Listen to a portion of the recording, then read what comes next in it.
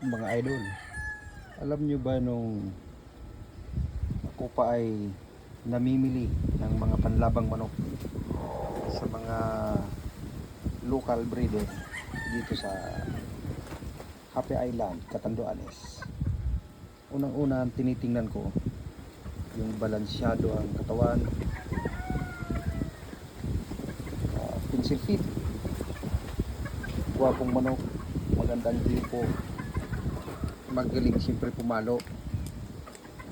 Ngayon, pag ako na ang nagugulahan sa kakapili, minsan kasi mahirap pumili, lalo na magagaling, magaganda yung manok.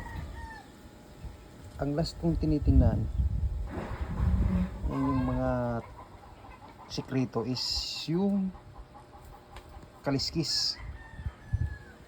Kasi ayaw man nating paniwalaan, nangyayari nananalo sa labanan.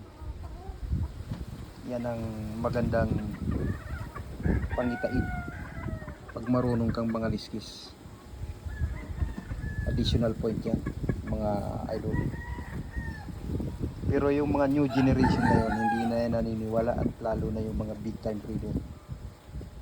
Pero ang mga thunders, naku, alam na alam yan.